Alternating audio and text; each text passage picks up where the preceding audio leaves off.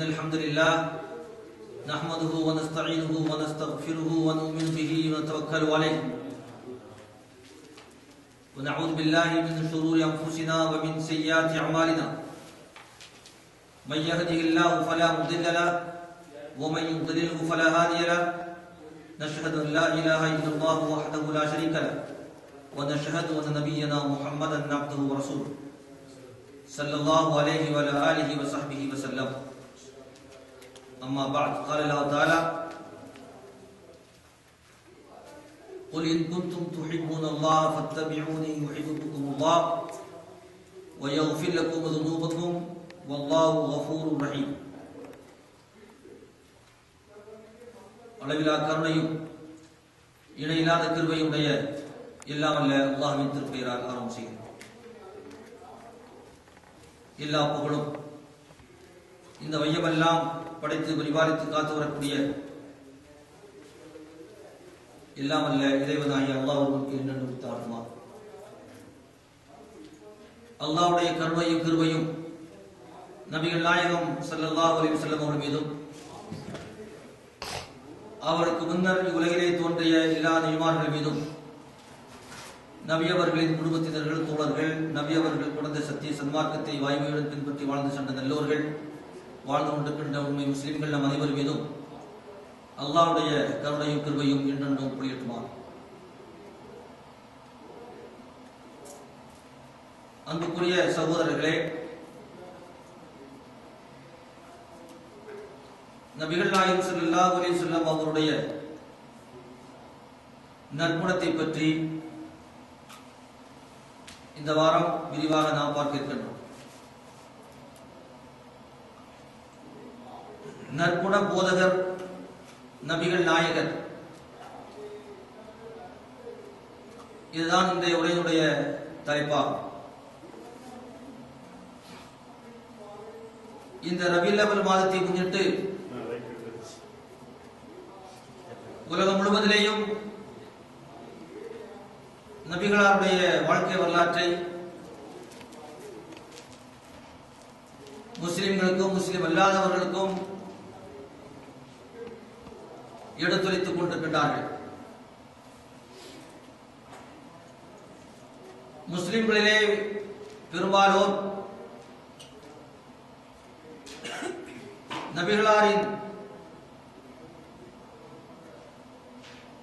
வாழ்க்கை வரலாற்றின் படிப்பினைகளை, அவர்கள் விட்டுச் சென்ற அழகிய முன்மாதிரிகளை மறந்துவிட்டு நபிகளாரின் பேரில் சடங்கு சம்பிரதாயங்களை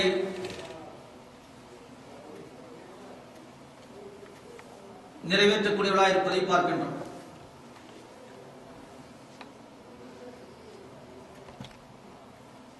மீலாது பிறந்த தினம், ஊர்வலம், மௌலிது சபை என்கின்ற பேரில் வெறும் சடங்கு சம்பிரதாயங்களை அவர்கள் மேற்கொண்ட வண்ணம் இருக்கின்றார்கள்.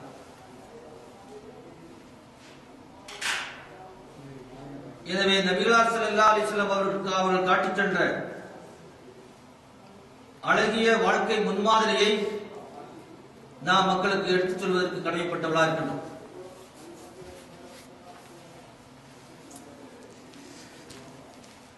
அதிலும் குறிப்பாக நபிகளாருடைய நற்குணங்களை உலக மக்களுக்கு நாம் எடுத்துச் சொல்ல வேண்டும். பெருமானார் ஸல்லல்லாஹு அலைஹி வஸல்லம் அவர்கள் அகிலத்திற்கோர் அருட்படையாய் இந்த உலகத்திற்கு அனுப்பி வைக்கப்பட்டார்கள்.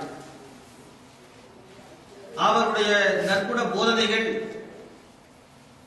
என்றென்றும் நீடித்து நின்று உலக மக்களுக்கு வழிகாட்டக்கூடிய வகையிலே அமைந்திருக்கின்றன. இறைவன் திருமறையிலே சொல்லி காண்பிக்கின்றான். நான் ஆரம்பத்திலே ஓதி காட்டிய சூரை ஆல இம்ரானுடைய அந்த வசனத்திலே குல் இன் குன்தும் துஹிப்பூனல்லாஹ ஃபத்தபிஊனி யுஹிப்புக்குமுல்லாஹ், நபியே மக்களுக்கு நீங்கள் அறிவித்து விடுங்கள், நீங்கள் அல்லாஹ்வை நேசிக்கக்கூடியவர்களாக இருந்தால், இறைவன் மீது அன்பு செலுத்தக்கூடியவர்களாக நீங்கள் இருந்தால் என்னை பின்பற்றி வாழுங்கள். அந்த இறைவன் உங்களை நேசிக்கக்கூடியவனாக ஆகுவான். அந்த இறைவனுடைய அன்பு உங்களுக்கு கிடைக்கும். நிச்சயமாக அல்லாஹ் பெரிதும் மன்னிக்கக்கூடியவனாக, கிருபை ஒழியக்கூடியவனாக இருக்கின்றான். இவ்வாறு நபிகள் நாயகம் ஸல்லல்லாஹு அலைஹி வஸல்லம் அவர்களை இறைவன் கட்டளை பிறப்பிக்கின்றார். நபியே, இந்த உலக மக்களுக்கு நீங்கள் அறிவித்து விடுங்கள், என்னை பின்பற்றுங்கள், நான் வாழ்ந்து காட்டிய வழியிலே வாழுங்கள், நான் இறைவனை வணங்கிய வணக்க வழிபாட்டு நெறிமுறைகளில் என்னை பின்பற்றி இறைவனை வணங்குங்கள், இறைவனுடைய அன்பு உங்களுக்கு கிடைக்கும் என்று அறிவித்து விடுங்கள் என்று இறைவன் திருமறையிலே சொல்கின்றார். ஆக நபிகளாரை நாம் நேசிப்பது உண்மை என்று சொன்னால் நபிகளாருடைய வழிமுறையை நாம் பின்பற்ற வேண்டும். நபிகளார் ஸல்லல்லாஹு அலைஹி வஸல்லம் அவர்கள் எவ்வளவு வாய்மையோடு தூய உள்ளத்தோடு இறைவனை வணங்கி வழிபட்டு வாழ்ந்து சென்றிருக்கின்றார்களோ அந்த முறையை நாம் இறைவனை வாய்மையுடனும் தூய்மையுடனும் உள்ளச்சத்துடனும் பயபக்தியுடனும் இறைவனை நாம் வணங்கி வழிபட வேண்டும்.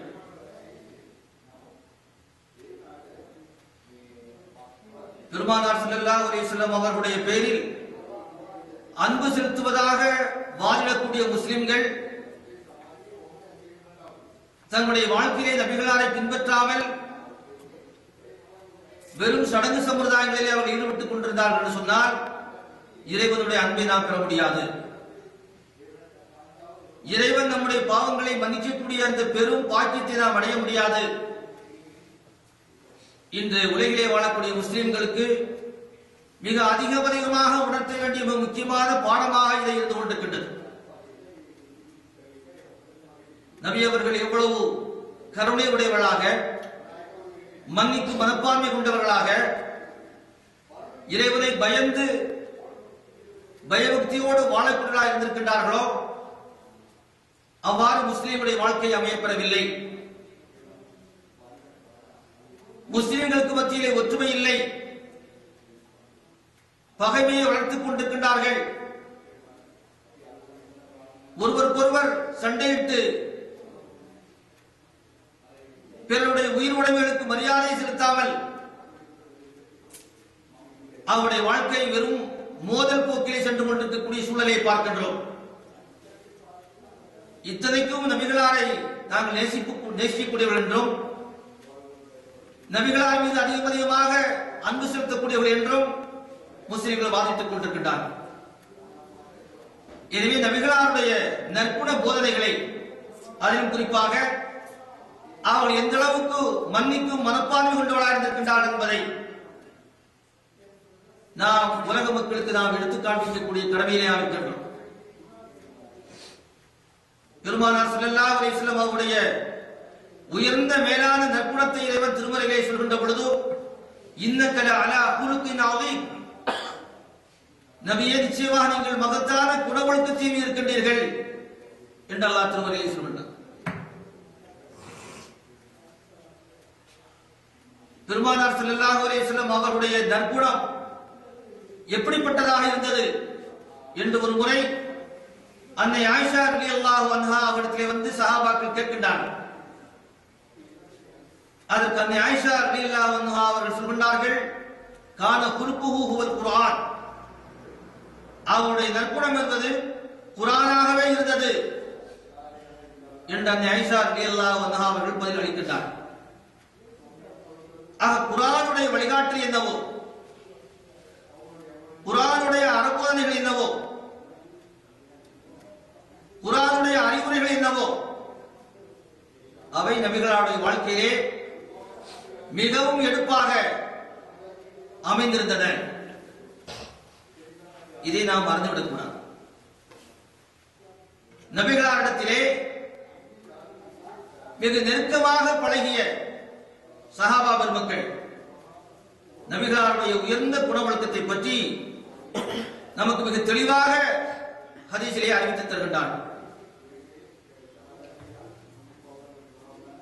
அவர்களுடைய குணவழக்கங்கள் எப்படி இருந்தன, அன்றாடம் நாம் பின்பற்றக்கூடிய பழக்க வழக்கங்களிலே நமக்கு தேவையான குணவழக்கங்கள் பண்பாடுகள் என்னவோ அவற்றை நபிகள் ஸல்லல்லாஹு அலைஹி வஸல்லம் அவர்கள் கடைபிடிப்பவர்களாக இருக்கின்றார்.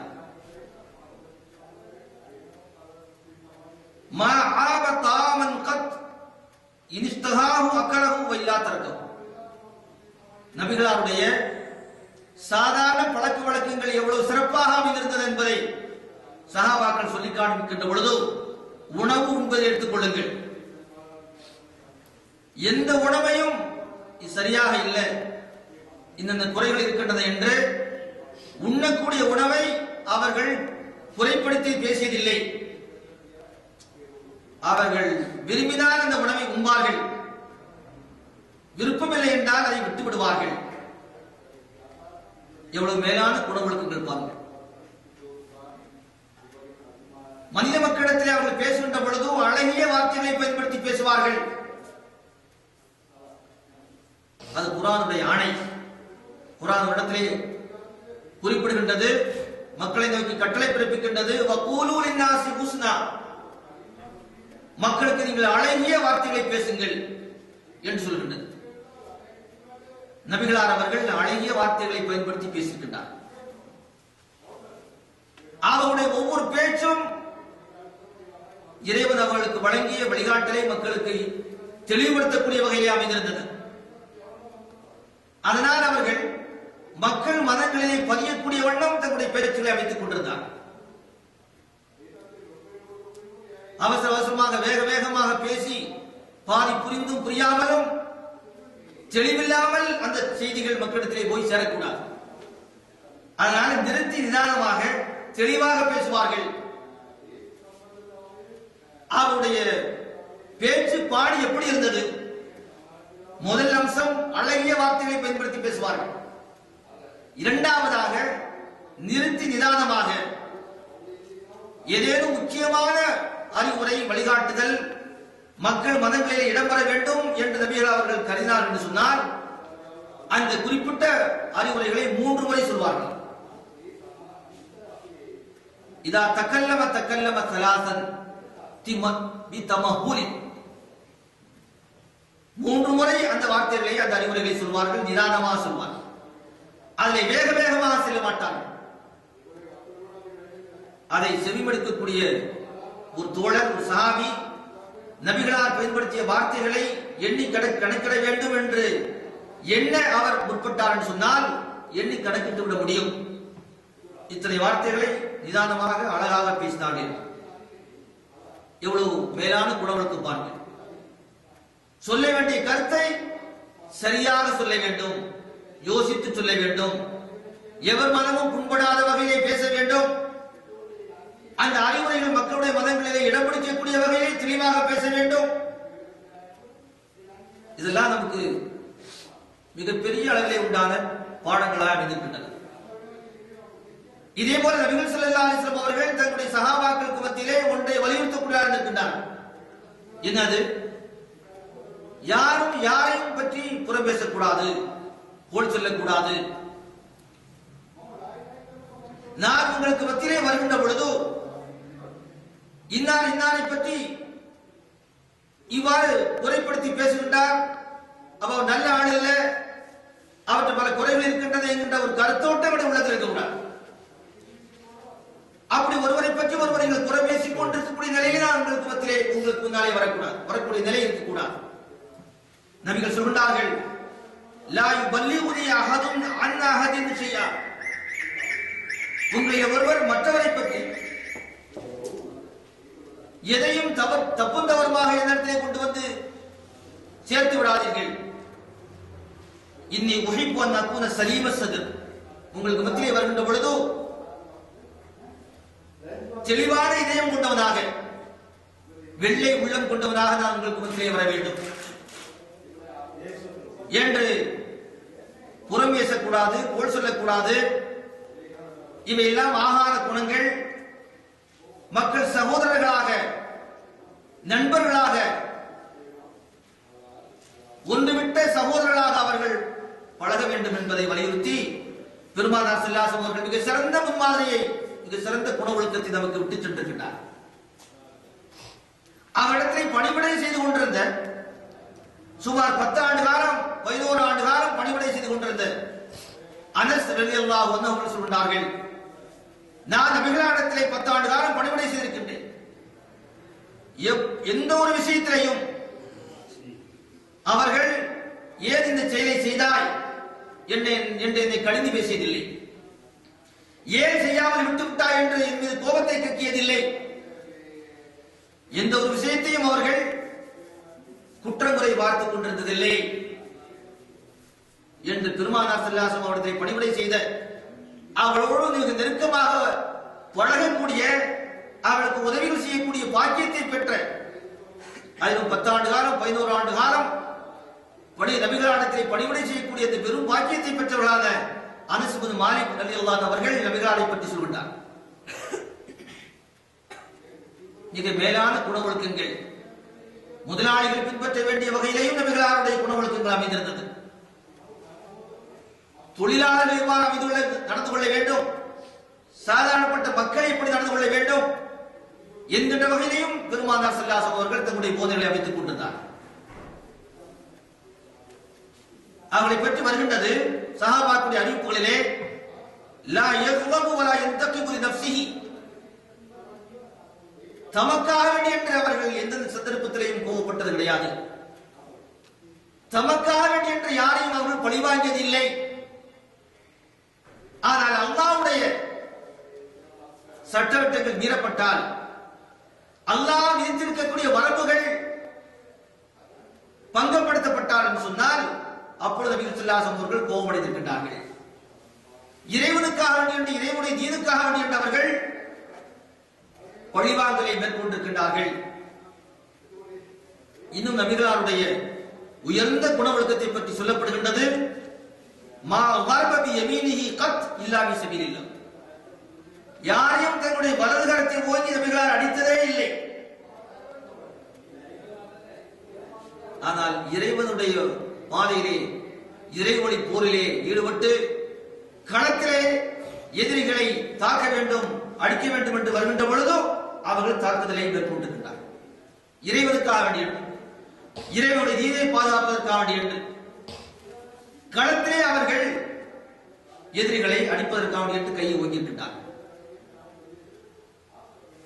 உஹது போர்க்களத்திலே அவர்களுடைய பல் ஷஹீதாக்கப்பட்டது. அப்பொழுது கூட அந்த எதிரிகள் மீது சாவு நிகழ்த்தும் என்று பெருமானார் ஸல்லல்லாஹு அலைஹி வஸல்லம் அவர்கள் சபித்ததில்லை. இந்த அளவுக்கு மிக உயர்ந்த குணவழக்கங்களை கொண்டவளாக பெருமானார் ஸல்லல்லாஹு அலைஹி வஸல்லம் இருந்தார். மன்னிக்கும் மனப்பான்மை, சாதாரணமாக இன்று உலகத்திலே தலைவர்கள் இருக்கக்கூடியவர்கள், மக்களுக்கு வழிகாட்ட வந்திருக்கக்கூடியவர்களிடத்திலே நம்மால் காண முடியாது. ஏனென்றால் அப்படிப்பட்ட இன்றைய காலத்தில் இருக்கக்கூடிய தலைவர்கள், மக்களுக்கு மத்தியிலே அறிவுரை வழங்க வந்திருக்கக்கூடியவர்கள், மக்களை ஆட்சி செய்து கொண்டிருக்கக்கூடியவர்கள், தங்களுடைய சுயநலத்திற்காக என்று அவருடைய தங்களுடைய வாழ்க்கையை அமைத்துக் கொண்டிருக்கின்ற காரணத்தினாலே இந்த உயர்ந்த மனப்பான்மையை, மன்னிக்கக்கூடிய மனப்பான்மையை அவர்கள் காண முடியவில்லை. ஆனால் பெருமானார் ஸல்லல்லாஹு அலைஹி வஸல்லம் அவருடைய மன்னிக்கும் மனப்பான்மை இருக்கின்றதே, வரலாற்றை இந்த அளவுக்கு மிக தெள்ளத்தெளிவாக பதிவாயிருக்கின்றது என்று சொன்னால், மக்காவிலே பெருமானார் ஸல்லல்லாஹு அலைஹி வஸல்லம் அவர்கள் 13 ஆண்டு காலம் வாழ்ந்தார்கள். அவர்களை பின்பற்றிய ஏழை எளிய சஹாபா பெருமக்கள் மீது அன்றைய ஆரம்ப காலத்து மக்கத்து நிராகரிப்பாளர்கள், இணை வைப்பாளர்கள், சிலை வணங்கிகள் எத்தனையோ கொடுமைகளை, அநீதிகளை கட்டவிழ்த்து விட்டிருக்கின்றார். அந்த ஏழை எளிய முஸ்லிம்களை தன்னுடைய இல்லங்களிலே வாழ விடாமல் நாட்டை விட்டு விரட்டியிருக்கின்றார். இன்னும் சொல்ல போனால் பெருமானார் ஸல்லல்லாஹு அலைஹி வஸல்லம் அவருடைய நெருங்கிய தோழர்கள் பலர் எதிரிகளால் கொலை செய்யப்பட்டிருக்கின்றார். மக்காவிலே பெருமானார் ஸல்லல்லாஹு அலைஹி வஸல்லம் மக்கத்து வாழ்க்கையிலே உள்ள பல்வேறு விதமான சம்பவங்கள் நபிகளாருக்கு பாதகமாக இருந்தது. பிறகு பெருமானார் ஸல்லல்லாஹு அலைஹி வஸல்லம் மதீனாவிற்கு ஹிஜ்ரத்தை மேற்கொண்டு சென்றார்கள். அங்கே இஸ்லாத்தை கட்டிக்காத்து இஸ்லாத்துடைய வலையமைப்பு பிரச்சார பணியை முன்னெடுத்துக் கொண்டு சென்றார்கள். சுமார் 8 ஆண்டு காலத்துக்கு பின்னால் பெருமானார் ஸல்லல்லாஹு அலைஹி வஸல்லம் அவர்கள் மக்காவை வெற்றி கொள்கின்றார். முன்பு எந்த எதிரிகள் முஸ்லிம்கள் மீது கொடுமை இழைத்தார்களோ, துன்பங்கள் வரை இழைத்தார்களோ, அந்த மக்கள் பெருமானார் ஸல்லல்லாஹு அலைஹி வஸல்லம் முன்னிலையிலே ஆஜராயிருந்தார்கள். வீடுகளை விட்டு விரட்டியவர்கள், முஸ்லிமுடைய சொத்து சுகங்களை எல்லாம், உடைமைகளை எல்லாம் அபகரித்துக் கொண்டவர்கள், இப்பொழுது நபிகள் ஸல்லல்லாஹு அலைஹி வஸல்லம் முன்னிலையிலே தோல்வியை தழுவியவர்களாக, கைது செய்யப்பட்டவர்களாக நின்ற பொழுது பெருமானார் ஸல்லல்லாஹு அலைஹி வஸல்லம் அவர்கள் அத்தனை பேரையும் மன்னித்தார்கள். இதுகபு ஃபஅன்துமுத் துலகா லா தத்ரீப அலைக்குமுல் யௌம், செல்லுங்கள், நீங்கள் அத்தனை பேரும் விடுதலை வழங்கப்பட்டிருக்கின்றீர்கள், உங்களிலே எவர் மீதும் இன்று குற்றப்பிடித்தல் என்பதும் தண்டிக்கப்பட்டது என்பதும் கிடையாது, சுதந்திர மக்களாக நீங்கள் சென்று விடுங்கள் என்றுதான் பெருமானார் ஸல்லல்லாஹு அலைஹி வஸல்லம் சொன்னார். ஏன்? அவருடைய லட்சியம் என்ன, அவருடைய உன்னதமான குறிக்கோள் என்ன என்று சொன்னால், இறைவன் வழங்கிய வழிகாட்டுதலை மக்களுக்கு மிக தெளிவாக நாம் சேர்ப்பித்து விட வேண்டும் என்பதுதான் அவருடைய லட்சியமாக குறிக்கோளாக இருந்தது. குர்ஆனுடைய வழிகாட்டலை, குர்ஆனுடைய அறிவுரைகளை மக்களுக்கு நாம் வழங்கிட வேண்டும். மக்கள் ஏக இறைவனாகிய அல்லாஹ் ஒருவனையே வணங்கக்கூடிய நன்மக்களாக மாறிட வேண்டும். மக்கள் பாவம் வழிகளை விட்டு விலகிட வேண்டும். இறைவனை வாய்மையுடனும் தூய்மையுடனும் வணங்கக்கூடிய வணக்கசாலிகளாக மக்கள் ஆகிட வேண்டும். இவ்வாறு ஏக இறை வணக்க வழிபாட்டை மேற்கொண்டு, வாய்மையான தூய்மையான வணக்க வழிபாடுகளை மேற்கொண்டு, பாவம் வழிகளை விட்டு விலகி நன்மைகளை செய்யக்கூடிய மக்களாக வாழ்ந்து, இந்த உலகத்திலே மரணத்தை தழுவி இன்னொரு உலகத்துக்கு செல்லக்கூடிய நிலையிலே இந்த மக்கள் எல்லாம் சொர்க்கத்துடைய பாக்கியத்தை அடைய வேண்டும் என்கின்ற உயர்ந்த லட்சியம் தான் பெருமானார் ஸல்லல்லாஹு அலைஹி வஸல்லம் முன்னிலையிலே இருந்தது. அதனால் மக்களுக்கு நேர்வழி போய் சேர்கின்றதா? இறைவனுடைய வழிகாட்டில் நாம் மக்களுக்கு மத்தியிலே மிக தெளிவாக எடுத்துரைத்து விட்டோமா? இந்த உலகத்திலே இறைவனுடைய ஆட்சியை நிலைநாட்டக்கூடிய சந்தர்ப்பம் சூழல் நமக்கு கிடைத்து விடுகின்றதா? இதுதான் அவருடைய உன்னதமான நிச்சயமாக இருந்தது. ஆனால் மக்கத்து பூமியை வெற்றி கொண்ட அந்த நிலையிலே இவர்களெல்லாம் நம்மை தாக்கியவர்கள், நம்மை அடித்தவர்கள், நம்மை வீடுகளை விட்டு விரட்டியவர்கள், நம்முடைய நண்பர்களை கொலை செய்தவர்கள், இவர்களை நாம் பழிக்கு பழி வாங்க வேண்டும் என்கின்ற அந்த எண்ணம் கிஞ்சிட்டு நபிகளாருடைய உள்ளத்திலே வரவில்லை. எல்லோருக்கும் மன்னிப்பு என்று சொன்னார். நபிகளாருடைய உயர்ந்த குண ஒழுக்கத்தை பற்றி சஹாபாக்கள் எடுத்துரைக்கின்ற பொழுது, வெற்றி பெற்ற நேரத்திலே அவருடைய உள்ளத்திலே ஆணவம் அகம்பாவம் கொஞ்சம் கூட தலைவிக்கவில்லை என்று சொன்னார். மிகப்பெரிய வெற்றி வீரராக மக்காவிலே நுழைந்து காபத்துல்லாவுடைய சாவி நபிகளாருடைய கரத்திலே வந்து போடப்பட்டது. எதிரிகளால் எதுவுமே செய்ய முடியாத அளவுக்கு எதிரிகள் எல்லாம் அடங்கி ஒடுங்கி போய்விட்டார்கள். இந்த நிலையிலே பெருமானார் ஸல்லல்லாஹு அலைஹி வஸல்லம் உள்ளத்திலே கொஞ்சம் கூட ஆணவம் தலைவிக்கவில்லை, அகம்பாவத்திற்கு அவள் ஆளாகவில்லை. ஏனென்றால் உலகாதைய குறுகிய லாபங்கள், உடனடி பலாபலங்களை அடைய வேண்டும் என்கின்ற மிக கீழ்த்தரமான எண்ணம் நிச்சயம் அவருக்கு இல்லை. இறைவன் மேல உயர்ந்த பக்தியை கொண்டிருந்தார். இறைவனை வணங்கி வழிபடுவதிலே இன்பம் காணக்குள்ளாக இருக்கின்றார். இறைவனுடைய வல்லமை, அவருடைய மகத்துவம், அவருடைய மேலாதிக்கம் இவ்வளவு உயர்ந்தது. அவனுக்கு முன்னிலையிலே நாம் எல்லாம் எம்மாத்திரம் என்கின்ற அந்த இறை முன்னிலையிலே தன்னுடைய இயலாமையை வெளிப்படுத்தி இறைவனுக்கு முன்னாலே படித்து செல்ல வேண்டும் என்கின்ற அந்த மனப்பான்மைதான் பெருமானார் ஸல்லல்லாஹு அலைஹி வஸல்லம் தலைநிற்கிறது, அதிகமாக இடுப்பாக இருந்தது. அதனாலேதான் வரலாற்றை ஒரு குறிப்பை சொல்லிட்டார். என்னது? மக்கத்து பூமியினுள்ளே வெற்றி வீரராக தங்களுடைய சஹாபாக்கள் புடைய சூழ நபி அவர்கள் மக்காவினுள்ளே பிரவேசித்த பொழுது தங்களுடைய ஒட்டகத்தின் சேணத்திற்கு தக்கவாறு தங்களுடைய தலையை தாழ்த்தி கொண்டு மக்காவினுள்ளே பிரவேசிக்கின்றார். மக்கத்து பூமி காபாவுடைய ஆலயத்தை பெற்றிருக்கக்கூடிய சிறந்த ஒரு பூமி. காபாவுடைய ஆலயம் என்பது இறைவன் நேரடியாக சிறப்பிடித்திருக்கக்கூடிய ஒரு ஆலயம், வணக்க வழிபாட்டு ஸ்தலம். இப்ராஹிம் அலைஹிஸ்ஸலாம் அவர்களும் இஸ்மாயில் அலைஹிஸ்ஸலாம் அவர்களும் இந்த உலகத்திலே முதலாக இறைவனை வணங்கி வழிபட வேண்டும் என்பதற்காக வேண்டி கட்டியெழுப்பிய ஆலயம் இருக்கக்கூடிய பூமி மக்கத்து பூமி.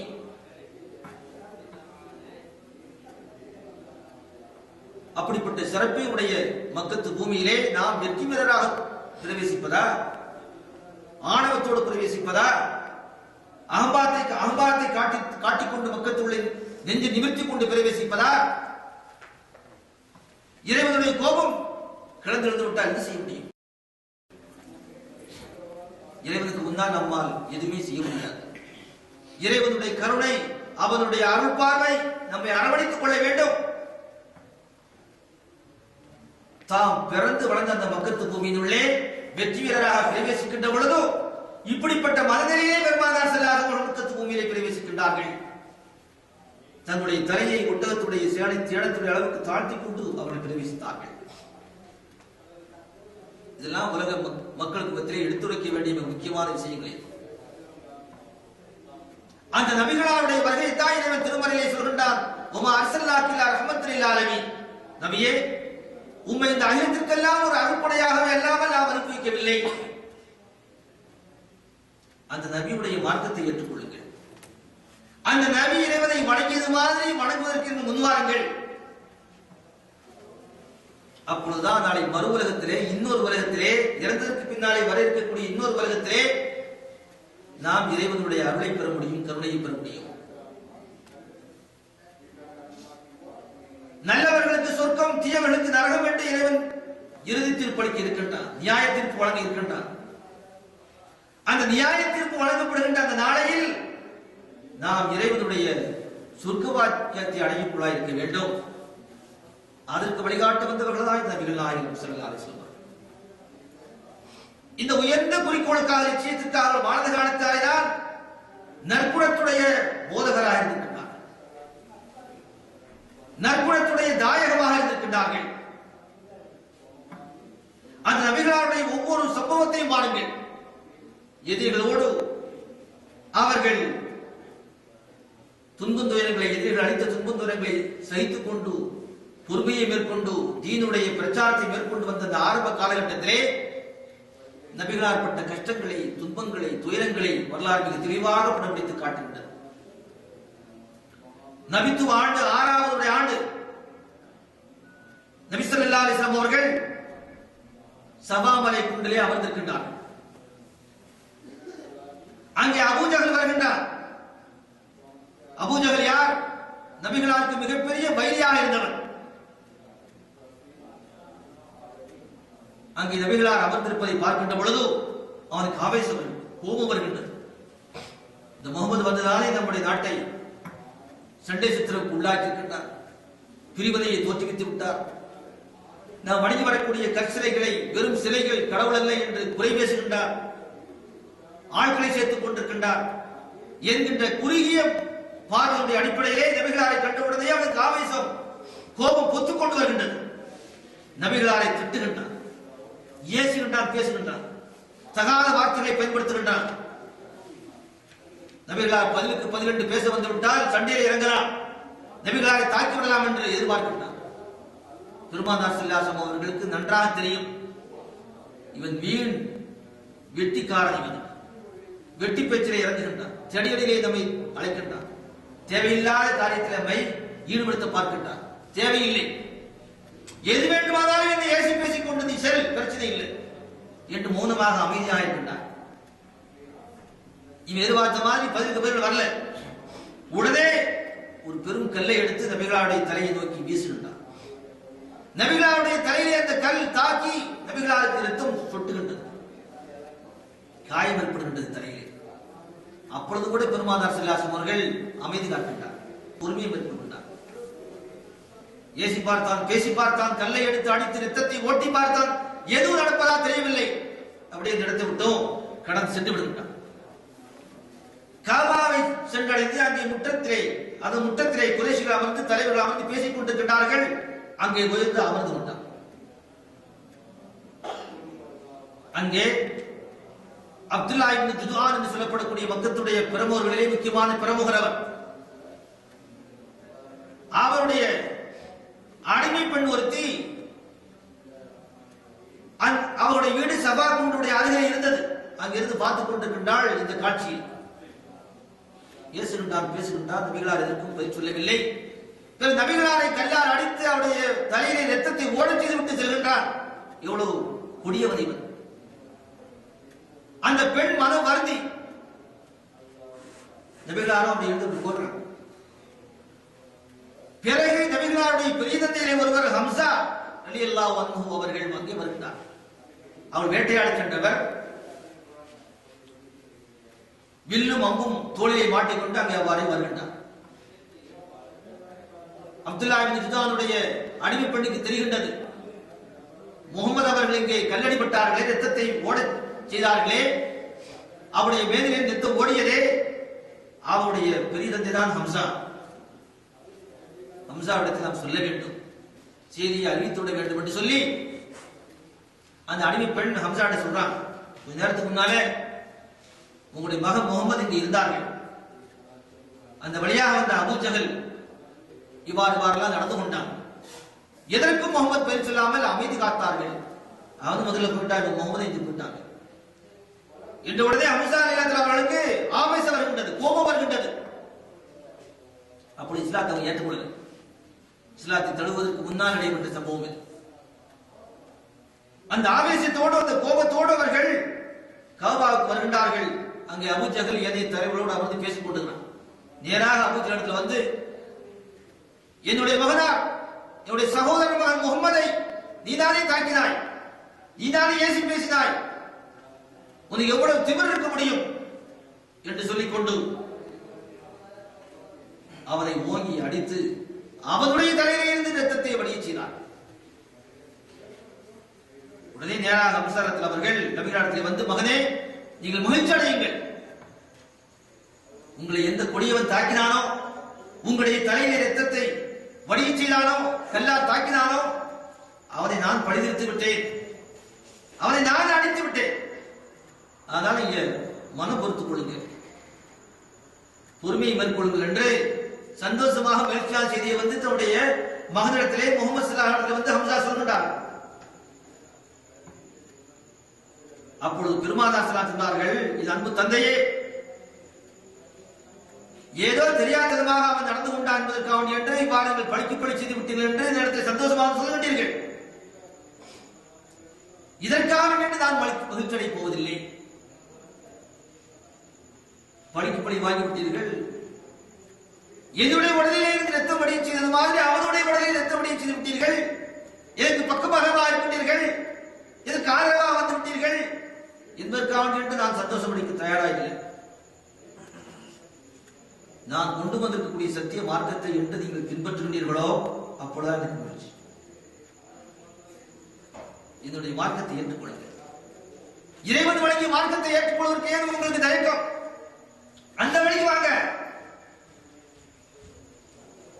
நேரு வழிக்கு நாம் திரும்ப வேண்டும் என்கின்ற அந்த எண்ணம், அந்த குறிக்கோள் இருக்க வேண்டுமே அல்லாமல் அடித்துட்டேன், பழி வாங்கிட்டேன் என்று சொல்வதால் எந்த பிரயோஜனம் இல்லை என்று பெருமானார் ஸல்லல்லாஹு அலைஹி வஸல்லம் பேசினார். வரலாற்றில் இன்னொரு முக்கியமான குறிப்பும் காணப்படுகிறது. என்ன என்று சொன்னால், அவர் அபூ ஜஹலை பழிக்கு பழி வாங்கி ஹம்சா ரலியல்லாஹு அவர்கள் அபூ ஜஹலை சொன்னார்கள். எப்படி சொன்னார்கள்? என் சகோதர மகனை அடிச்சிட்டேன், தாக்கிட்டேன், ரத்தத்தை ஓட செய்து விட்டாய், நான் ஒரு மார்க்கத்தை பின்பற்றப்ப என்று அங்கேயே அவர்கள் இஸ்லாத்தை பின்பற்றலாமங்க. அவருடைய உள்ளத்தில் அப்படிப்பட்ட ஒரு ஆவேசம், அப்படிப்பட்ட ஒரு கோபம் வந்த பொழுது ஒரு தீனை பரப்புகின்றார், ஒரு மார்க்கத்தை மக்களுக்கு கற்றுக் கொடுக்கின்றார் என்கின்ற வகையிலே அவரை தாக்குகின்றார். இதுவரை நான் அந்த மார்க்கத்தை பின்பற்றல, உன்னுடைய குறுகிய புத்தி இருக்கின்றதே அதற்கு எதிராக நான் சொல்கின்றேன், நான் மார்க்கத்தை பின்பற்றினேன், முகமதுடைய மார்க்கத்தை நான் ஏற்றுக்கொண்டு விடுகிறேன் என்று ஹம்சா ரலியல்லாஹு அவர்கள் அங்கே அறிவித்திருக்கின்றார். நீங்க நான் பார்க்க வேண்டும், பெருமானார் ஸல்லல்லாஹு அலைஹி அவர்கள் அடி தாங்கிய இரத்தம் உடலிலிருந்து வடி ஓடக்கூடிய நிலையிலேயும் கூட அவருடைய உள்ளத்தில் என்ன எண்ணம் இருக்கின்றது, என்ன பிரதிபலிப்பு ரியாக்ஷன் என்ன இருக்கின்றது? அடித்தவனை அடிக்க வேண்டும், பழிக்கு பழி வாங்க வேண்டும், தீர்த்து கட்ட வேண்டும் என்கிட்ட அந்த ஆவேசம் வரவில்லை. ஹம்சா அந்த ஹம்சா இப்படி ஒரு எழுந்து வந்தாரா, நான் உதவி செய்வதற்காக இந்த அளவுக்கு கோபம் ஆக்ரோஷப்பட்டாரா, அது மட்டும் பார்த்தா அதோட மார்க்கத்துக்கு வா, நம்முடைய வழிக்கு வா. உலகத்தில் வாழக்கூடிய காலகட்டங்களிலே கோபம் தாபம் அடி இடி எல்லாம் வரதான் செய்யும். உலகம் கொஞ்சம் காலத்துக்கு வாழக்கூடிய குறுகிய கால அவகாசம் தான். மனிதன் எதை குறிக்கோளாக நிச்சயமாக கொண்டு உலகத்திலே வாழ வேண்டும்? நான் வணங்குவது யார், நான் பின்பற்றுவது எந்த மதம், எந்த மார்க்கம், எது சரியான வழிகாட்டுதல் என்பதைத்தான் ஒரு மனிதன் பார்க்க வேண்டும். அதற்கு தான் முக்கியத்துவம் கொடுக்க வேண்டும். அவர்கள் ஆமா அந்த இடத்துல யாருமே இல்லைங்க, அடிச்சான் கொண்டா கல்லூட்டி எரிஞ்சான், துணை யாருமே இல்லைன்னு அப்படி வந்துட்டேன், நல்ல வேலைக்கு வந்துட்டீங்க, வார 2 பேரும் சேர்ந்து அவங்க அடிப்போம் என்று பெருமானார் ஸல்லல்லாஹு அவர்கள் அடிதடியில இறங்கல். முதல்ல இவரா வரணும், நேர்வழிக்கு வர வேண்டும் என்ற வகையிலே அவருடைய லட்சியம் இருக்குது, குறிக்கோள் இருக்குது. இதைத்தான் நாம் பார்க்க வேண்டும். இந்த லட்சியம், இந்த குறிக்கோள் நிறைவேறக்கூடிய வகையிலே தான், அதனுடைய பின்னணியிலே தான் அவரிடத்தில் மன்னிக்கும் மனப்பான்மை உயர்ந்த குணவொழுக்கம், அங்கிருந்துதான் உயர்ந்த லட்சியங்கள் குறிக்கோள்கள் பொங்கி எழுகின்றன. இன்னும் முஸ்லீம் கிடையாது இல்ல, இந்த தீனை உலகெங்கும் பரப்ப வேண்டும், நபிகளாருடைய வழிகாட்டலை மதத்தை உலக மக்களுக்கெல்லாம் எடுத்து வர வேண்டும், இதுதான் உண்மையான மதம், இதுதான் உண்மையான மார்க்கம் என்று நபிகளாருடைய வழியை நின்று உலகத்திற்கு எடுத்துச் செல்ல வேண்டும் என்கின்ற அந்த உன்னதமான உயர்தரமான குறிக்கோள் லட்சியம் முஸ்லிம்களில் இல்லை. அதனாலதான் எங்க பார்த்தாலும் அடிதடி. நம்ம அடிச்சுட்டாதான் விடாத, அவங்க எடுத்தடி விடாத, பிடி கொல்லு, துப்பாக்கியால சுடு, கத்தியால குத்து என்கின்ற இந்த நிலையிலேயே முஸ்லிம்கள் ஏன் திறந்தாது போய் கொண்டிருக்கின்றார்கள்? பழைய விரோதங்களை எல்லாம் குரோதங்களை எல்லாம் ஏன் கிளப்பிக் கொண்டிருக்கின்றார்கள் என்று சொன்னால், இந்த லட்சியம் இல்லை, இந்த குறிக்கோள் இல்லை. அது உமர் பின் கத்தாவுடைய வாழ்க்கை வரலாற்றுடைய நூலை நாம் தர்ஜுமா பண்ணோம். அதுல ஒரு உயர்ந்த ஒரு அவருடைய நடவடிக்கைகள், லட்சியம் சார்ந்த அரசியல் நெறிமுறைகள் அங்கு ஒன்று காணப்படுகின்றன. என்று சொன்னால், இஸ்லாத்துடைய ஆரம்ப காலகட்டத்தில் குறைஷிகள் முஸ்லிம்கள் மீது கொடுமைகளையும் இன்னல்களையும் இழைத்துக் கொண்டிருந்தார். அப்பொழுது குறைஷிகளை ஏசி பேசி சஹாபாக்களில் இருந்த சில கவிஞர்கள் கைவாடினார்கள். குறைஷிகள் எவ்வாறு ரசூலுல்லாஹையும் இஸ்லாத்தையும் ஏசி பேசி கைவாடுகிறார்களோ அதற்கு பதிலடி கொடுக்க வேண்டும் என்று இவர்கள் தங்களுடைய கவிதைகளிலே குறைஷிகளை தாக்கியும் ஏசியும் பேசியும் கைவாடினார்கள். அது அப்படியே இஸ்லாமிய இலக்கியங்கள் அப்படி பதிவாயிட்டு வரலாற்றில் பதிவாகிவிட்டிருக்கின்றன. பின்னர் என்ன ஆயிடுது? மக்கா வெற்றி கொண்டதற்கு பின்னாலே குறைஷிகள் பெரும்பாலும் இஸ்லாத்தை தழுவிவிட்டார். குறைஷிகள் இஸ்லாத்தை தழுவியதற்கு பின்னாலே அக்கம் பக்கத்தில் இருந்த ஏனைய அரபு கோத்திரங்கள் குலங்கள் எல்லாம் இஸ்லாத்தை தழுவிவிட்டது. அந்த குறைஷிகள் தான் பிற்காலத்தில் இஸ்லாத்தை அகிலமெல்லாம் பரப்புவதற்கு அடிப்படை காரணமாக அமைந்தார். அது உமர் அவர்கள் தன்னுடைய ஆட்சியிலே ஒரு சட்டத்தை இயற்றினார். என்ன என்று சொன்னால், குறைஷிகளுக்கு எதிராக கவி பாடி வசைபாடினார்களே அந்த கவிதைகளை இப்ப பாடக்கூடாது, பாட வேண்டிய அவசியம் இல்லை. பழைய விரோதத்தை இப்ப கிளற வேண்டிய அவசியம் இல்லை. எனவே அந்த பழைய ஏசி பேசி கவிபாடி இருக்கக்கூடிய இந்த கவிதைகளை யாரும் திரும்ப பாடக்கூடாது என்று உமர் பின் கத்தாப் அவர்கள் சட்டம் இயற்றினார். காரணம் என்ன? பழைய குரோதங்களை நாம் கிளறி கொண்டிருக்க வேண்டிய அவசியம் இல்லை. அமைதி சூழ்நிலையை பராமரிக்க வேண்டும். இறை மார்க்கத்தை எடுத்துச் சொல்லி மக்கள் எல்லாம் அதை ஏற்கக்கூடிய நல்ல சூழ்நிலையை நாம் பேணி பாதுகாக்க வேண்டும் என்பதுதான். நபிகளாரை பின்பற்றுகின்றோம் என்று சொன்னால் நபிகளாருடைய குணவொழுக்கங்களை நாம் கடைபிடிக்க வேண்டும். அதான் மிக முக்கியமான ஒன்று. இன்றைக்கு நம்முடைய உள்ளங்களிலே என்ன இருக்க வேண்டும் என்றால், நபிகளாரை நாம் பின்பற்றி ஓரளவுக்காவது முஸ்லிம்களாக வாழ்கின்றோமா? நபிகளாரை பின்பற்றி ஓரளவுக்காவது நாம் இறைவனை வணங்கி வழிபடுகின்றோமா? அந்த வணக்க வழிபாடுகளில் நம்முடைய உள்ளங்களிலே உண்மையான தீமையான வாய்மையான எண்ணம் இருக்கிறதா என்பதைத்தான் பார்க்க வேண்டும். நபிகளாருடைய ஆரம்பகால இஸ்லாமிய அழைப்பு பிரச்சார பணிகள் எல்லாம் எந்த அளவுக்கு முன்னெடுத்துக் கொண்டு செல்லப்பட்டன. இந்த உலகத்தில் பெருவாரியாக பல நாடுகளிலே முஸ்லிம்கள் பருகி பெருகி பெரும்பான்மையினராக வாழக்கூடிய நாடுகள் எல்லாம் மிக அதிகமாக இருக்கின்றன. அன்றைய ஆரம்ப காலகட்டத்திலே மக்கத்துடைய சூழ்நிலையிலே நபிகளாரோடு இஸ்லாத்தை இணைந்து வாழ்ந்தவர்கள் பல கட்டங்களில் நாம் அந்த வரலாற்றுடைய புள்ளிவரத்தை சொல்கின்றோம். உமர் இப்னு கத்தாப் அவர்கள் இஸ்லாத்தை ஏற்றுக்கொள்கின்ற பொழுது 41வது நபராக இஸ்லாத்தை ஏற்றுக்கொண்டார். மொத்தமே 41 பேர் தான் முஸ்லீமாக இருந்தார். அந்த ஆரம்ப காலகட்டத்தில் ஆதரவாளர்கள் பெருமளவுக்கு கிடைக்காத காலகட்டத்தில் நபிகளாருடைய அணுகுமுறை எப்படி இருந்தது? மன்னிக்கும் மனப்பான்மைதான் என்று நபிகளாரிடத்தில் மிக எடுப்பாக அமைந்திருந்தது. இறைவனை மார்க்கத்தை எடுத்துச் சொல்ல வேண்டும். கல்லடி சொல்லிடையே தான் தாங்கிக் கொள்ள வேண்டும். மக்கள் உண்மையை புரிந்து கொள்ள வேண்டும். மக்கள் நேர்வழிக்கு திரும்ப வேண்டும் என்கின்ற அந்த உயர்ந்த அந்த எதிர்பார்ப்புடைய அடிப்படையிலே தான் எல்லாவற்றையுமே அவர்கள் செய்துக் கொள்ளக்குள்ளார் இருக்கின்றார். தில்மஜாஸ் என்று அன்றைய காலகட்டத்தில் பிரபலமான ஒரு கடைத்தல் இருந்தது. உக்கால் சூக் உக்கால் என்று பிரபலமான ஒரு கடைத்தல் வரலாற்று. சூக் என்றால் கடைவீதி, உக்கால் மார்க்கெட். இன்று அந்த உக்கால் என்கிற பேரில் ஒரு பத்திரிகை நடத்தி கொண்டிருக்கிறார், ஜரீதா உக்கால். இதே மாதிரி தில்மஜாஸ் என்று ஒரு கடைவீதி. அந்த கடைவீதியிலே பெருமானார் ஸல்லல்லாஹு அலைஹி வஸல்லம் சென்று மக்களை முன்னோக்கி சொல்றார்கள், யா அய்யுஹன் நாஸ் கூலு லா இலாஹ இல்லல்லாஹ் துஃப்லிஹு. ஜனங்களே ஜனங்களே, ஓ மக்களே, லா இலாஹ இல்லல்லாஹ் என்று சொல்லி அதை ஏற்றுக்கொள்ளுங்கள். இறைவன் ஒருவரைத்தான் நீங்கள் வணங்கிவிட வேண்டும். அந்த ஒரே இறைவன் மீது விசுவாசம் கொள்ளுங்கள். இதர தெய்வங்கள் எல்லாம் தெய்வங்கள் என்று கருதி வணங்கிக் கொண்டிருக்காதீர்கள். இறைவனை ஏற்றுக்கொள்ளுங்கள், இறைவனை ஏற்றுக்கொள்ளுங்கள், இறைவனை வணங்குங்கள். நீங்கள் வெற்றி பெற்று விடுவீர்கள். என்ன வெற்றி? அது மறுமையினுடைய வெற்றி. மறுமையிலே வெற்றி பெற்று விடுவீர்கள் என்பதை பெருமானார் ஸல்லல்லாஹு அலைஹி வஸல்லம் சொல்லிக் கொண்டே போறார். அந்த காட்சியை அன்று அந்த கடைத்தெருவை நின்று வேடிக்கை பார்த்துக் கொண்டிருந்த மக்களிலே ஒருவர் அப்துல்லா இப்னு தாரிக் என்று சொல்லப்படக்கூடிய சஹாபி பின்னால் இஸ்லாத்தை தந்தார். இஸ்லாத்தை தலைவருக்கு பின்னாலே அவங்க இந்த செய்தியை மக்களுக்கு அறிவிக்கிறார்கள். இன்னும் சொல்கின்றார்கள், சிவப்பு கோடுபட்ட ஒரு சட்டையை அணிந்து கொண்டு ஒரு வாலிபன், மக்களே மக்களே லா இலாஹ இல்லல்லாஹ் என்று சொல்லுங்கள், வெற்றி பெற்று விடுவீர்கள், வெற்றி பெற்று விடுவீர்கள் என்று சொல்லிக் கொண்டு போறார். பின்னால ஒருவர், இவர் சொல்றதை யாரும் கேட்காத, இவர் பொய்யர், ஒரு பித்ராட்டக்காரர், இவர் பொய் சொல்றாரு, இவர் கேட்காதீங்க என்று சொல்லிக்கொண்டு பின்னால் ஒரு ஆளுகிறார்.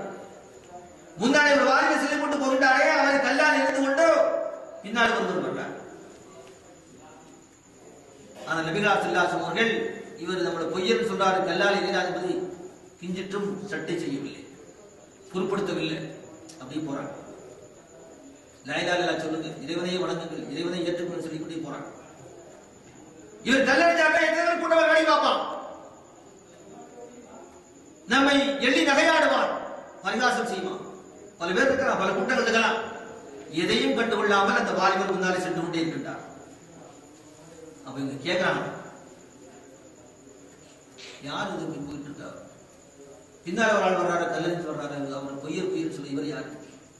மக்களெல்லாம் சொன்னார்கள், அவர்தான் இந்த மக்கத்து பூமியிலே இறைவனுடைய இறுதி தூதராக ஒரு நபியாக நாம் வந்திருக்கின்றோம் என்று நேர்வழியை பின்பற்ற வேண்டும், இறைவனை வணங்கி வழிபட வேண்டும் என்று மக்களுக்கு வழிகாட்டி கொண்டு செல்லக்கூடிய ஒரு தூதர், புதிய தூதர், ஒரு புதிய நபி, அவர்தான் அவர்.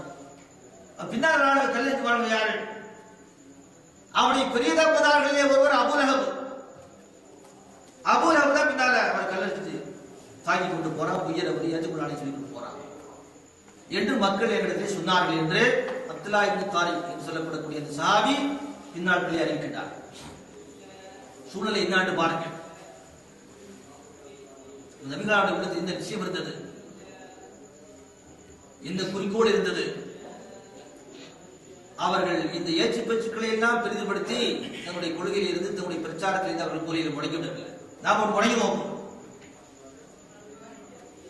இறைவனுடைய பின்புறம் இருந்த காரணத்தினாலே, இறைவன் அவர்களை ஏவிய கட்டளையிட்ட காரணத்தினாலே, நபி எதற்கும் அஞ்சாதீர்கள், உங்கள் மூலமாக ஒரு மார்க்கம் இந்த உலகத்தில் நிலைநாட்டப்பட வேண்டும், ஒரு வேதத்துடைய அறிவுரை இந்த உலகத்தில் நிலைநாட்டப்பட வேண்டும், இந்த உலக உள்ளளவும் அந்த வேத மக்களுக்கு வழிகாட்டி கொண்டிருக்க வேண்டும். அதனால் உங்களை நான் நபியாக அனுப்பியிருக்கிறேன், எது வந்தாலும் நீங்கள் பொறுத்துக் கொள்ளுங்கள் என்று பின்புலத்திலே இருந்து இறைவனுடைய அந்த ஒத்துழைப்பும் இறைவனுடைய அறிவுரையும் இருந்த காரணத்தினாலே அந்த தன்னந்தனியாக அந்த கடை வீதியில் முகமது ஸல்லல்லாஹு அலைஹி அவர்கள் லா இலாஹ இல்லல்லாஹ் என்று சொல்லுங்கள், லா இலாஹ இல்லல்லாஹ் என்று சொல்லுங்கள், வெற்றி பெற்று விடுவீர்கள், நரகத்திலே நீங்கள் தப்பித்து விடுவீர்கள் என்று சொல்லிக்கொண்டே அவர்கள் தொடர்ந்து சொல்லிக்கொண்டே சென்று கொண்டிருக்கிறார்கள்.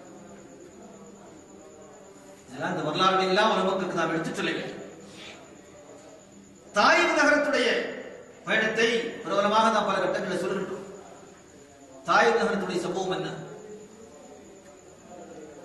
அபூ தாலிப் மரணப்பட்ட இந்த காலகட்டத்தில் நபித்துவ 16வது ஆண்டு பெருமானார் ஸல்லல்லாஹு அலைஹி அவர்கள் குறைஷிகள் நம்மை மூர்க்கத்தனமாக இருக்கின்றார். ஒரு காலகட்டத்தில் நம்முடைய அழைப்பு பிரச்சார பணியை முடக்கினாலும் முடக்கி விடுவார். ஆக வெளியூர்ல ஒரு பலமான ஆதரவு நமக்கு கிடைக்க வேண்டும், அதற்கு ஏதேனும் வழிவகைகள் கிடைக்குமா என்று ஆராய்ந்து அந்த நிலையிலே 88 கிலோமீட்டர் தூரத்தில் இருந்த தாயிப் நகரை நோக்கி பெருமானார் ஸல்லல்லாஹு அலைஹி அவர்கள் ஹிஜ்ரத்தை மேற்கொண்டார். ஸெய்த் இப்னு ஹாரிஸா என்று சொல்லப்படக்கூடிய தம்முடைய வளர்ப்பு மகனை கையில் அழைத்துக் கொண்டு தாயிப்பை நோக்கி புறப்பட்டார். வாகனத்தில் அல்ல, கோவில்களிலேயோ குதிரையிலேயோ ஒட்டகத்திலேயோ அல்ல, இருவரும் நடந்தே சென்றார். வழிநடிகளும் பல கூட்டத்தார்களை சந்திக்கின்றார்கள், கோத்திரத்தார்களை சந்திக்கின்றார்கள். தாய்மதாரத்திலே போய் சொல்ல அவசியம் இல்லை, வழியிலே எதிர்படக்கூடிய எல்லா கோத்திரத்தாரிடத்திலையும் சொல்லுகிறார், நான் இறைவனுடைய நபியாக வந்திருக்கிறேன், வழிகாட்ட வந்திருக்கிறேன், மறுவுலகத்துடைய வெற்றியை உங்களுக்கு நான் எடுத்துச் சொல்ல வந்திருக்கிறேன் என்று லா இலாஹ இல்லல்லாஹ்வுடைய செய்தியை எடுத்து வைத்துக் கொண்டே செல்கின்றார்கள். யாரும் ஏற்றுக்கொள்ளல. தாயிப் நகரத்தை சென்று அடைந்து அங்கே பிரபலமாக சகீப் கூட்டத்தார் என்று இருந்தார்கள். அவருடைய 3 தலைவர்களுக்கு மத்தியிலே சென்று நாட்டாண்மைக்காரர்கள் இந்த விஷயத்தை சொல்கின்றார். அப்தியாலி என்று சொல்லப்படக்கூடிய ஒரு தலைவர், மசூத் என்று சொல்லப்படக்கூடிய ஒரு தலைவர், ஹபீப் என்று சொல்லப்படக்கூடிய ஒரு தலைவர். இந்த 3 பேரும் அம்ர் இப்னு உமைர் ஸகஃபி என்று சொல்லப்படக்கூடிய ஒரு பெரும் தனவந்தருடைய பிள்ளை. 3 பேரும் பிரபலமான நாட்டாண்மைக்காரர்கள். தான் வந்த நிச்சயம் குறிப்புடன் என்பதை பெருமானார் ஸல்லல்லாஹு அலைஹி எடுத்துச் சொன்னார். அப்ப 3 பேர்களும் நபிகளாரை அலட்சியப்படுத்தி பேசுகின்றார். அது ஒருவர் சொல்கின்றார், உன்னை இறைவன் நபியாக அனுப்பியிருக்கிறார் என்று சொன்னால் காபத்துல்லாவுடைய திரையை நான் கிழிச்சிடுறேன். உன்னத்தை நபியா அனுப்பணுமா? காபத்துல்லாவுக்கு அந்த திரை இருக்கு என்று அவன் ஆணவமாக பேசுகின்றான். மற்றவன் சொல்கின்றான், நபியா வந்துட்டீரா, மக்காவில் எப்படியா நடந்து வந்தீங்க? ஒரு வாகன வசதி இருந்ததா? அங்கிருந்து 2 பேரும் நடந்தே வந்திருந்தீங்க. இப்படி எதுவும் இல்லாம பஞ்ச மகாரியாவில் நபியா அனுப்பணுமா? நீ சொல்ல நான் ஏற்றுக்கணுமா? வாகனமே கிடைக்காத அளவு வறுமை வாய்ப்பட்டு வாழக்கூடிய ஒரு மனுஷன் எப்படியா நபியா அனுப்புவான்? இறைவன் உன் நபியை அனுப்பதா இருந்தால் மக்காவில இந்த தாய்கள் இருக்கக்கூடிய எவ்வளவு பெரிய பணக்காரங்க இருக்கிறான், தலைவர் இருக்கிறான், அவங்கள வர அனுப்ப முடியாதா என்று சொல்றான். 3வது சொல்றான், லாசிப்ரா, நான் ஒண்ணும் பேச மாட்டேங்க உங்கள்கிட்ட. ஏதாவது உங்களுக்கு எதிராக ஏற்றி பேசி நான் விட்டேன்னு சொன்னா உண்மையில நபியா இருந்துட்டா இறைவன் தண்டிச்சிருவான், அந்த வம்புக்கே நான் ஆளாகும். அதனால பேசுறேன். நபியா நீ இல்லைன்னு சொல்லுங்க, உங்களோட பேசி பிரயோஜனம் அது அப்படி இருந்தாலும் பேச வேண்டிய அவசியம் இல்லை, இப்படி இருந்தாலும் பேச வேண்டிய அவசியம் இல்லை என்று 3வது ஒருவர் பதில் சொல்கின்றார். இதை பார்க்கணும். பெருமானார் ஸல்லல்லாஹு அலைஹி அவர்கள் இந்த 3 பேரும் சொல்லிய அந்த சொல்லடிக்கு இந்த பெயர் கொடுத்தார்கள். ஆச்சரியமான ஒரு நிகழ்ச்சி. நபிகளாருக்கு பெயர் கொடுக்கின்றார்கள். சரி, நீங்க புரிந்ததை சொல்றீங்க, பரவாயில்ல, இதை அடுத்தாட்ட சொன்னாங்க. உங்க கருத்து சொல்லிட்டியா, இதை அடுத்தாட்ட போய் சொல்லிட்டு நீ இவ்வாறு மற்றவர்கள் போய் வாகன வசதியா வந்திருக்க, நடந்தே வந்திருக்கிறாரியா, பஞ்சபராரியா இருக்கிறாரு, நபியா வந்திருக்கிறார் என்று நீ மற்றவன் போய் சொல்லிவிட்டால் அவன் நேர்வழியை ஏற்றுக்கொள்வதற்கு தடையாயிடும். ஒன்று நீ ஏற்றுவழியை ஏற்றுக்கொள்ளாத துர்பாக்கியத்துக்கு ஞானாயிருக்கிற, இன்னொன்று பிறரையும் போய் சொல்லி கெடுக்கிறாங்க. ரெண்டு குற்றம் உன் மேல வந்துடும் என்கின்ற ரீதியிலே பெருமானார் ஸல்லல்லாஹு அலைஹி அவர்கள் உங்க கருத்தை உங்களோட வச்சுடுங்க, அடுத்த ஆளுக்கு சொன்னாங்க என்று சொன்னார். உலகத்துடைய ஆதாயங்களை நாடி வந்த ஒரு தலைவர் என்று சொன்னால் இப்படிப்பட்ட பெயரை எதிர்பார்த்திருக்க முடியுமா? அங்கேயே அவர் இது எதுக்கு இந்த வம்பு, நான் மக்காவே போறேன், மக்கா வந்துடுவோம். இன்னும் பாருங்கள், 10 நாட்கள் தங்கியிருந்து எல்லா தலைவர்களையும் சந்தித்து எல்லா மக்களையும் சந்தித்து இந்த இஸ்லாமிய அழைப்பு விடுக்கின்றார்கள். இந்த ஏற்றுக்கொள்ளுங்கள், சிலைகளை வணங்காதீர்கள், இறைவனை புறக்கணித்து விட்டு நீங்கள் அவனுடைய தண்டனையிலிருந்து எங்கே நீங்கள் தப்பிச்சிட முடியாது என்று தயவாக பணிவாக பண்பாக தீனுல் இஸ்லாத்தை எடுத்துச் சொன்ன அந்த நிலையிலே யாரும் ஏற்றுக்கொள்ளவில்லை. நீ ஏன் எங்கே முடிச்சுக்கிட்டே இருக்கிற, போ மக்காவை போ என்று அலட்சியமாக மக்காவுக்கு திரும்பி செல்லுமாறு அவர்கள் சொன்னார். நபிகளாரும் திரும்பி செல்கின்றார். அப்பொழுது சிறுவர்களை காலிகளை ஏறிவிட்டு நபிகளார் மீது கற்களை வீச செய்கின்றார். யார் இஸ்லாத்துக்கு வரல, சரி அப்படி போடுவோம், இங்க ஒரு ஆதரவு கிடைக்கும், நாம் வந்தோம், ஒரு பக்கம் வர வேண்டும் இல்ல, மக்காவில் நம்முடைய தாவா பிரச்சார பணி முடக்க வேண்டிய சூழலை வந்து விட்டால் தீன் அதோடு அங்கு பட்டு போயிடும். வளர்த்து பாதுகாத்து வந்து கொண்டிருக்கக்கூடிய வளர்ந்து வருகின்ற நிலையிலேயே அந்த இலை தளிர்களை எல்லாம் கருதி செய்திருப்பார். பிறகு மீண்டும் நாம் அதை இப்படி வளர்த்து கொண்டு வர முடியும் என்கின்ற நிலையிலே பெருமானார் ஸல்லல்லாஹு அலைஹி அவர்கள் ஆதரவு தேடி வந்த இடத்திலே கல்லடிப்பட்டார்கள், சொல்லடிப்பட்டார்கள். அதான் பிரபலமா நாம் சொல்றோம், தாயிப் நகரத்திலே தாஹா நபி வந்த போது அந்த வீதியிலே கற்களை எரிய செய்தார்கள், கொடுமைப்படுத்தார்கள். அப்பொழுதும் பொறுமையை மேற்கொண்ட நபியே என்று கவிபாடக்கூடிய அந்த கவிதைகளை எல்லாம் நாம் கேள்விப்படுகின்றோம், பாடுகின்றோம். அந்த கவிதை வரலாற்றிலேயே ஒரு இலக்கியமாக இடம்பெற்று விட்டது. பிறகு நடந்தது நபிகளுடைய வரலாறு மிக தெள்ள தெளிவாக இருக்கின்றது. அவ்வாறு கல்லடிப்பட்டு கொண்டு வருகின்ற பொழுது தாங்க முடியாம கீழே உட்கார்ந்துருக்கலாம். 10 நாட்கள் அங்க இருந்தாங்க. தூங்கவும் உணவுங்கவும் இந்த வசதிகள் இந்த மாதிரி சொல்ல முடியாது. சோர்வடைந்து களைப்படைக்கக்கூடிய நிலையில திரும்பி வரக்கூடிய நிலையிலே கற்களால் எரிகின்றார். கீழே அப்படியே குந்திடுறாங்க. அந்த அப்துயாலி என்று சொல்லப்படக்கூடிய தலைவன் வந்து ரசூலுல்லாஹ்வுடைய தோளை பிடித்து மேல தூக்கி விடுறான். ஏன் கீழே இருக்கிற, போ. அந்த காலி பசங்க சிறுவர்கள் கல்லால் எரியான் என்று சொல்லி ரசூலுல்லாஹ்வுடைய தோள்பட்டையை பிடிச்சு மேல தூக்கி விடுறாங்க. ரசூலுல்லாஹ்வுடைய வாழ்க்கை வரலாறு மிக தெளிவாக பதிவாயிருக்கின்றது.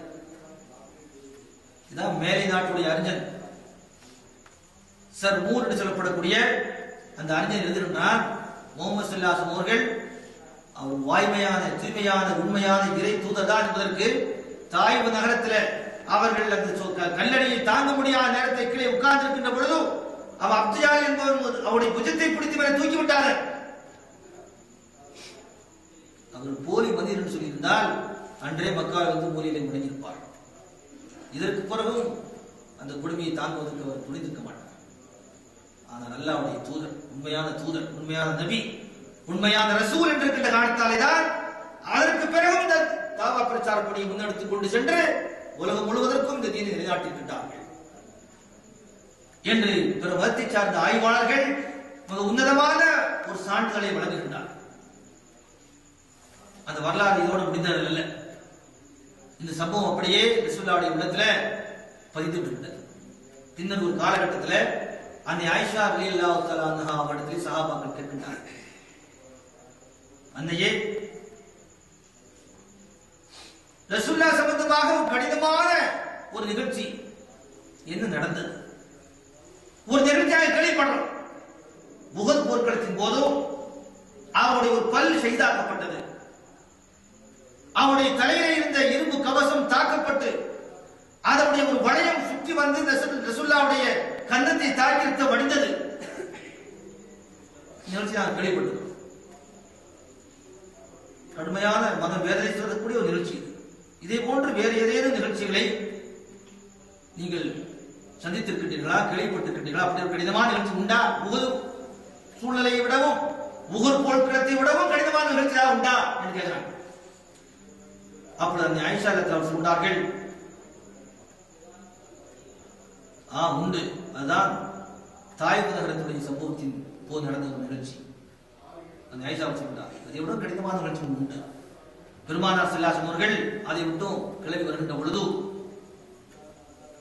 அவர்கள் எதிரிகள் அவளை தாக்கினார்கள். அவருடைய உடலிலே இருந்து, கால்களில் இருந்து, கைகளில் ரத்தம் வடிந்தது. இந்த ஒரு நிகழ்ச்சிக்கு கடுமையான ஒரு நிகழ்ச்சி. அப்பொழுது பெருமானார் ஸல்லல்லாஹு அலைஹி அவர்கள் கர்மு மனாசில் என்று நாம் உம்ராவுக்கு ஹஜ்ஜுக்கு போற பொழுது அங்க ஏறாகின்றவார்கள். அந்த இடத்துல ரசூல் ஸல்லல்லாஹு வந்து கொண்டிருக்கின்ற பொழுது, தாயில தான் இருக்கு, பெருமானார் ஸல்லல்லாஹு வந்து கொண்டிருக்கின்ற பொழுது ஜிப்ரீல் வானத்திலிருந்து மேலே ரசூலுல்லாஹ் வர்றான். ஜிப்ரீல் பார்க்கிறார். ஜிப்ரீல் சொல்கிறார்கள், முகமதே, உங்களுக்கு என்ன நேர்ந்து கொண்டிருக்கின்றதை நாங்கள் பார்த்துக் கொண்டிருக்கிறோம். இறைவன் பார்த்துக் கொண்டிருக்கின்றார். மலைகளை நிர்வாகம் செய்யக்கூடிய ஒரு மலக்கை தான் அனுப்பி திரட்டுமா என்று இறைவன் உங்களுக்கு கேட்க சொல்லுகிறான். இந்த இரண்டு பக்கத்திலே இருக்கக்கூடிய மலைகளை அப்படியே இவர்கள் மீது நாம் புரட்டி போட்டு இவர்களை நசிப்புடட்டுமா? உங்களுக்கு இவ்வளவு கொடுமைகள் இணைந்திருக்கிறார்களே, அதற்கு பழியாக இவங்களை கொண்டு விடட்டுமா என்று இறைவன் கேட்க சொல்லியிருக்கிறார் என்று ஜிப்ரீல் சொல்கிறார். இந்த ஜிப்ரீல் நபிகளார் 40வது வயதிலே இக்ராமலை கோயில் முதலாக வகியை கொண்டு வந்து இறக்கினாரே ஜிப்ரீல், ஓதுவீராக, இறைவனை பற்றி மக்களுக்கு எடுத்துச் சொல்வீராக என்று ஆணை பிறப்பித்தாரே. அந்த ஜிப்ரீல் வந்து கேட்கின்றார். நம்முடைய கண்ணுக்கு புறப்படாது இருக்கக்கூடிய மலக்குடைய சக்தி அது. ரசூலுல்லாஹ்வுக்கு அவருடைய கடைசி காலகட்டங்கள் வரையிலேயும் குர்ஆனுடைய வசனங்களை கொண்டு வந்து இறக்கி கொடுத்த ஜிப்ரீல்.